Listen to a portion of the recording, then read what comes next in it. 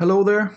My name is Mads Daugaard, and I am a principal investigator and a professor at University of British Columbia and the Vancouver Prostate Center. And I have the pleasure today to introduce some of the work that we are doing in the laboratory and in my research team.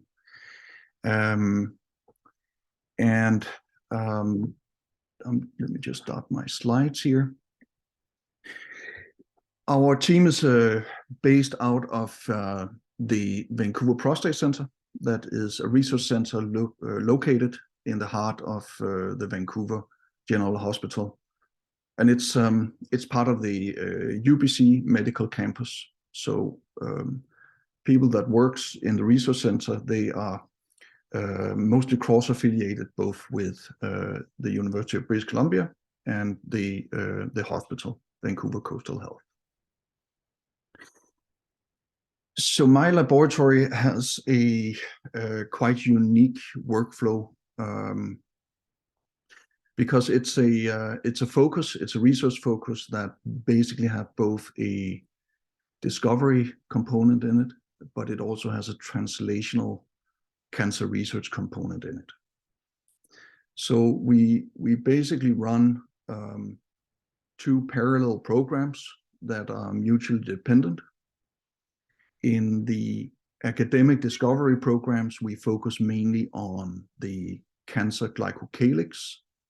So that's the sugar components that really covers all cells in the body, and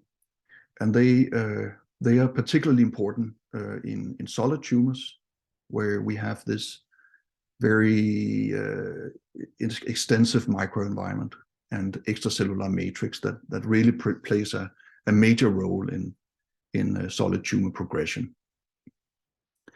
Then we have a program on DNA damage and repair pathways.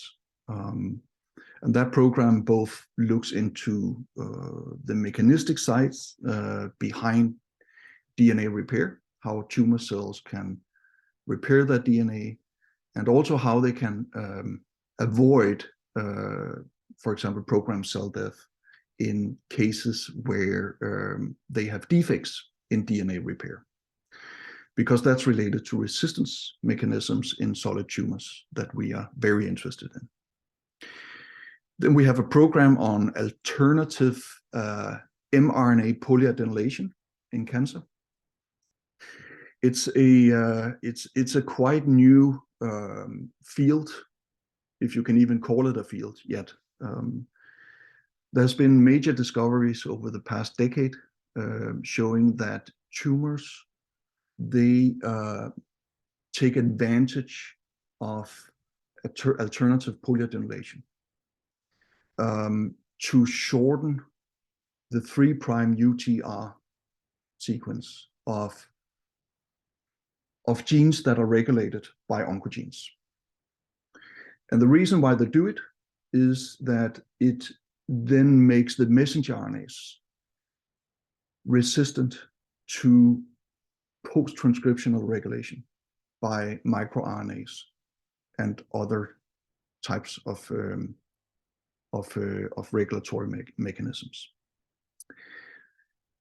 Then we also have a project on photothermal therapy. So this is an engineering project that is conducted in a collaboration with the engineering department at the University of British Columbia. Then we also have a number of commercialization programs. So these are programs that have been at some point spun out from the discovery arm and put into the commercial path. And there we have several programs on therapeutic targeting of the cancer glycocalyx. And we also have a program on designing next generation PARP inhibitors for solid tumor therapy that we believe can move the PARP inhibitor deployment outside those tumors where you have defects in homologous recombination DNA repair. Then we also have a commercial program where we have designed an AI-based cell analytics technology that can basically run on smartphones. And that is currently something that we are working towards market launch with, and will cater to basically all life science researchers around the world. So if you look at this schematic here, there's kind of a circular system where academic discoveries leads to discoveries that can be put into a commercial path. And in that commercial path, we will do financing of the commercial entity.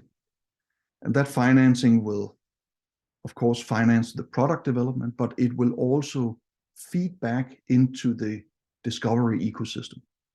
And in that way, it becomes kind of a self-sustained machine.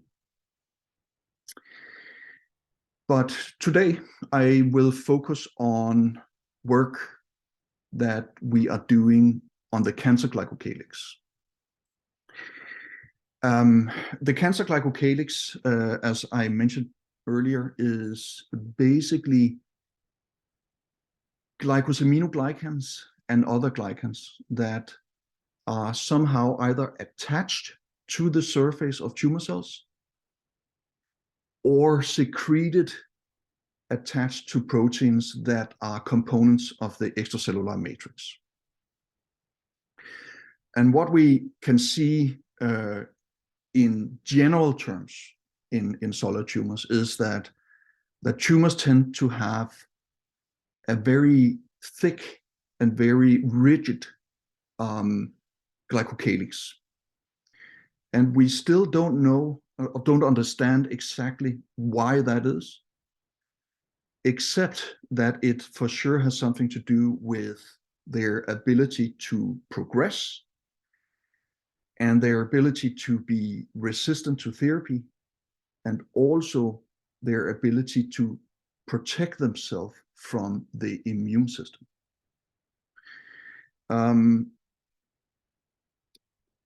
This particular story here is in prostate cancer,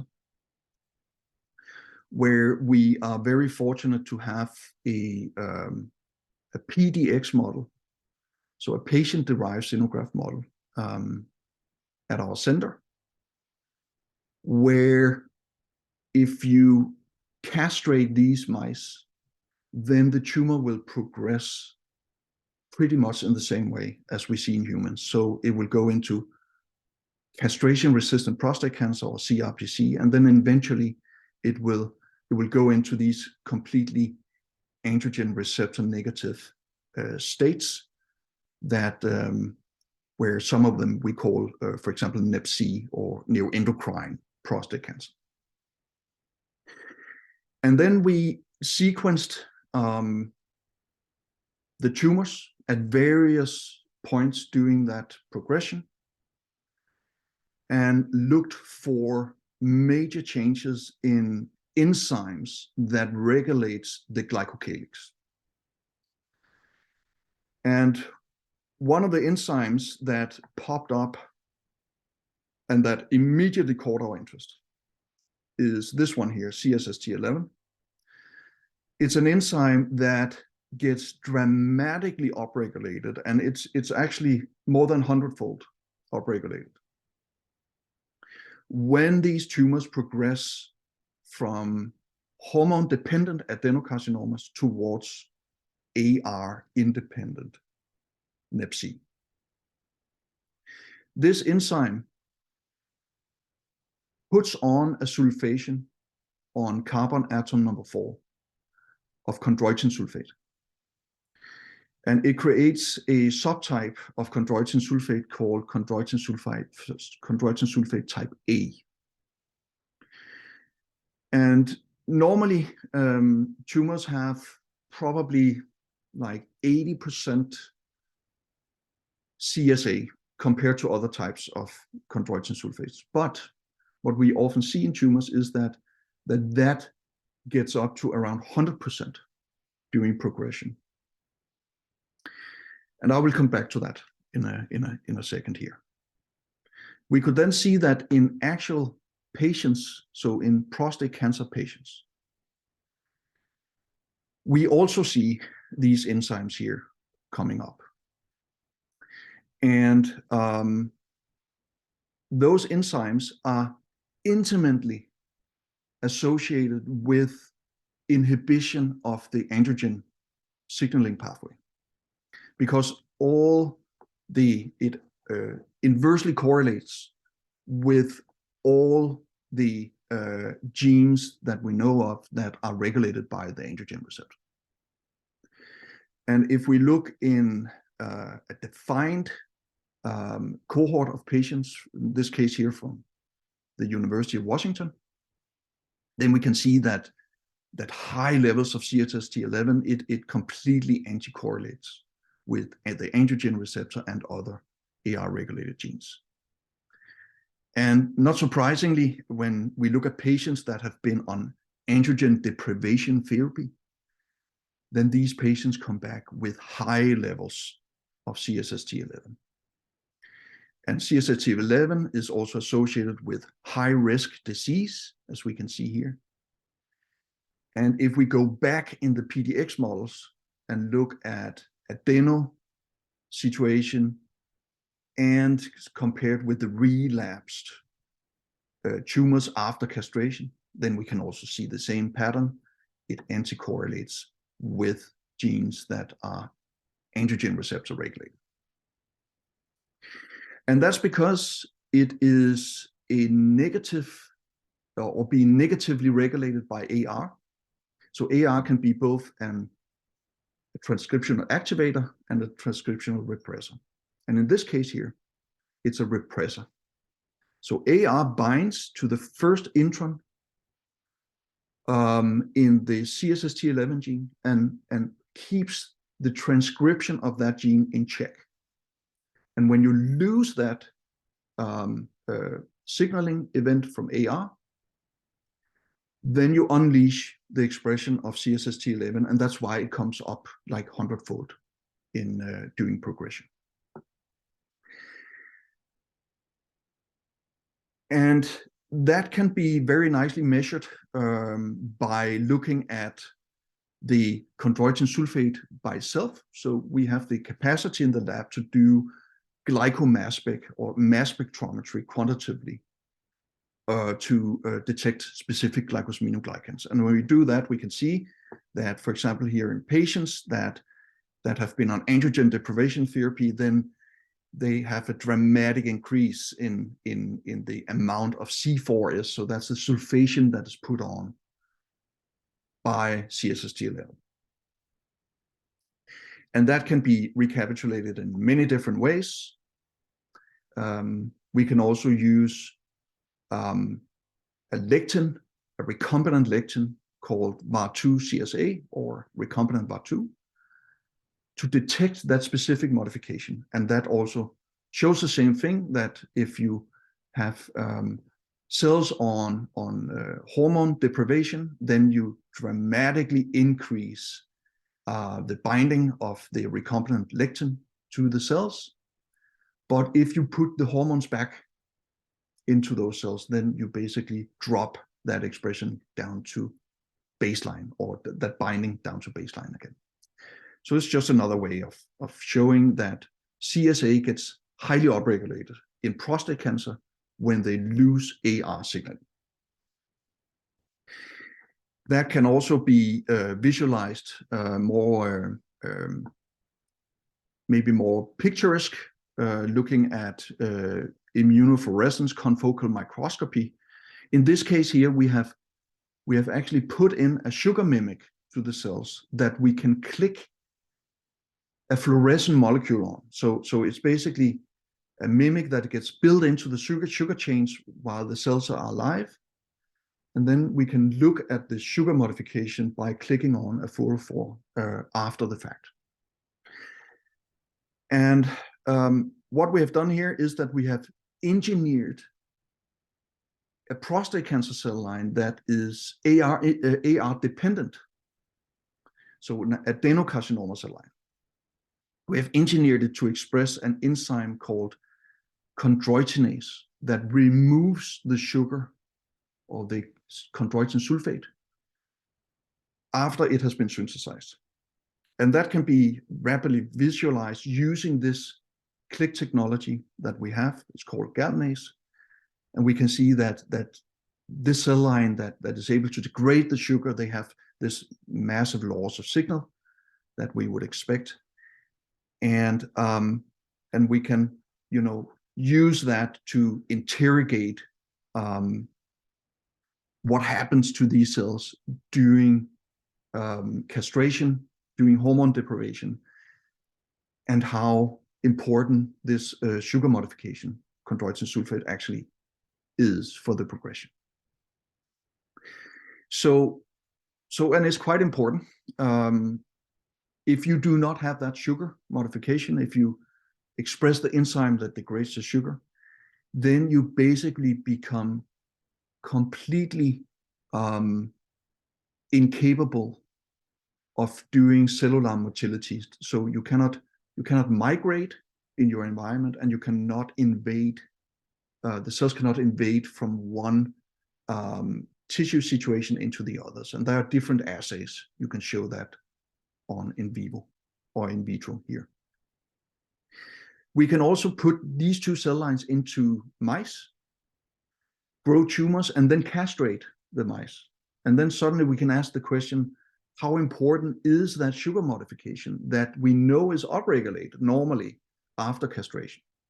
How important is that for the progression of prostate cancer in that scenario?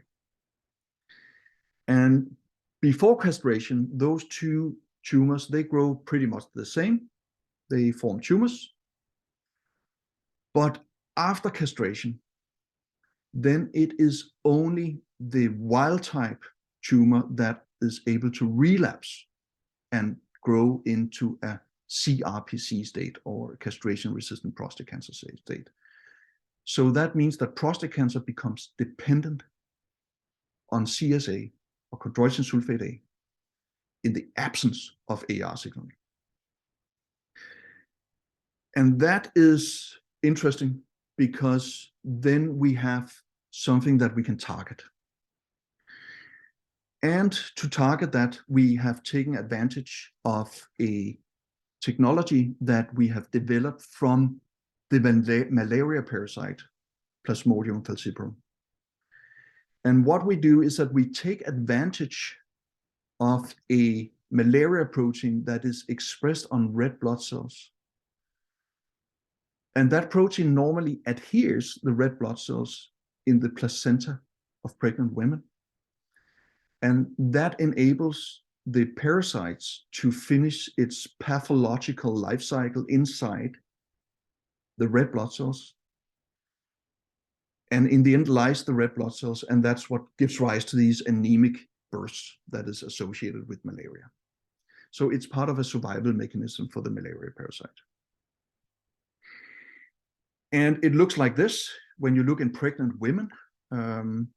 Here you have a red blood cell that is infected with malaria parasites, and it binds up in the placental syncytium. And here is a magnification, and you can actually see the glycosaminoglycan structures here because it actually binds to chondroitin sulfate A that is expressed in the placenta under those circumstances. And that's interesting because the placenta contains almost 100% CSA, just like the tumors do. And the reason for that, we can only guess, but the reason for that, we think, is because the placenta and cancer has so many things in common. They are both organs that have to proliferate at high rates. They have to invade into adjacent tissue. They have to develop angiogenesis to feed the organs, and they have to evade the immune system. So the assumption here is that these placental proteins may also be relevant in cancer. And that's what we see with chondroitin sulfate A proteoglycans. This is just to show you that we can add infected red blood cells to tumor cells, and then they will bind to tumor cells, just as they do in the placenta. And that can be completely rescued if you add purified chondroitin sulfate A to the media. So it means that that interaction between the infected red blood cells and the tumor cells is CSA dependent. And that we have characterized in various solid tumors over the years and published in various journals. And it all points to the same thing. It points to that solid tumors upregulate chondroitin sulfate A during their progression as part of the tumorigenic process. So then we can take that lectin, that protein from the malaria protein, and we can put toxins on it. So basically we can create not an ADC, not an antibody drug conjugate, because it's not an antibody. It's a malaria protein. It's a recombinant malaria protein. So it's a VAR2 drug conjugate. And when we put that molecule, I've made a small drawing of it here. When you put that into mice that carries various different tumors, it doesn't matter what tumors it is, as long as they express this glycosaminoglycan, then you can dramatically reduce tumor growth in these mice. Here's an example with non-Hodgkin lymphoma, and here we have cisplatin-resistant muscle-invasive bladder cancer. And this is just to show that this is a breast cancer model, where you can show the high expression in brown here of the sugar modification. And the VDC is actually able to cure many of these mice from metastasis.